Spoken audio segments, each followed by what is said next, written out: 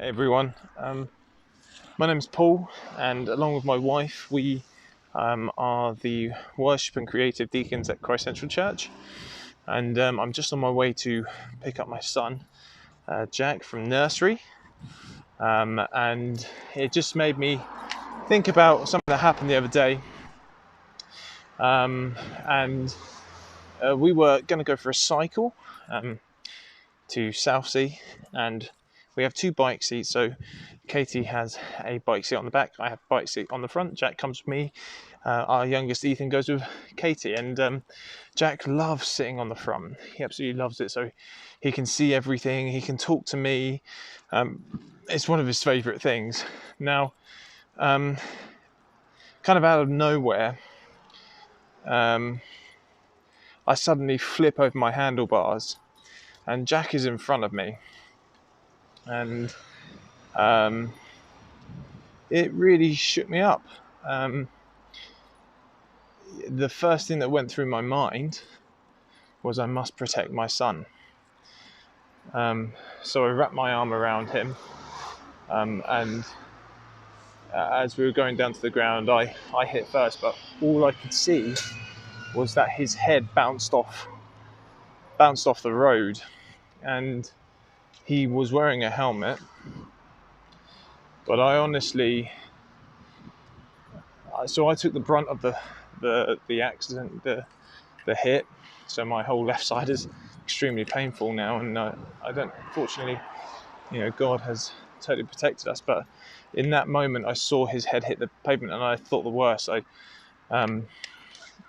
was panicking. I was worried, and when I went to just go and like cuddle him and try and embrace him, he was absolutely fine. He had a scratch on his arm. He had a little scratch on his leg. Not the same for me, unfortunately. But he was just crying, and the first thing I thought was, I just got to embrace him. I've got to love him. I've got to be there for him. So when we were going through what happened, it turned out that actually Jack put his foot in the front wheel, and Jack was kind of the reason why we flipped. Now, the reason I wanted to share this is because at no time have I ever or will ever say to Jack, how dare you do that? You caused us so much damage, you hurt us. Instead, I've shown him love. I've shown him more love to just get him back on the bike, to make him not worry about it. Every time I saw him after the accident, I tried to be as strong and as brave as possible without showing any pain,